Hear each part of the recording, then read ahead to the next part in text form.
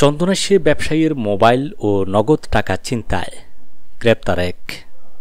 চট্টগ্রামে চন্দনাইশ থেকে বিশেষ প্রতিনিধি নুরুল আলমের প্রতিবেদনে দেখুন বিস্তারিত। চট্টগ্রামে চন্দনাইশ উপজেলার ২০০০ বাজারে এক ব্যবসায়ীর সর্বস্ব লুটে নিয়েছে দুর্বৃত্তরা। এ ঘটনায় জড়িত থাকার অভিযোগে একজনকে গ্রেপ্তার করেছে পুলিশ। মঙ্গলবার ৩১ ডিসেম্বর রাতে ২০০০ বাজারে এ ঘটনা ঘটে। জানা গেছে, উপজেলার সাতবাড়িয়া ইউনিয়নের মোহাম্মদ খালি এলাকার নুরুল ইসলামের ছেলে মোহাম্মদ গিয়াস দীর্ঘদিন ধরে ২০০০ বাজারে কাঁচামালের ব্যবসা করেন।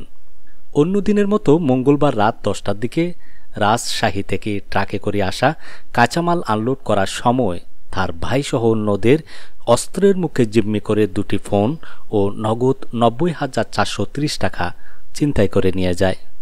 পরদিন বুধবার বিষয়টি ২০০০ বাজার কমিটিকে জানানো হলে কমিটির সহায়তায় ওই দিন বিকেলে ৪টার দিকে মোহাম্মদ আবির হোসেনকে আটক করে পুলিশে হস্তান্তর করা হয়। চন্দনাইশ থানার ভারপ্রাপ্ত কর্মকর্তা ওসি ইমরান আল হোসেন বলেন, এ ঘটনায় থানায় মামলা হয়েছে। ঘটনার সাথে জড়িত একজনকে গ্রেপ্তার করে আদালতে পাঠানো হয়েছে। বাকিদেরও গ্রেপ্তারের চেষ্টা চলছে।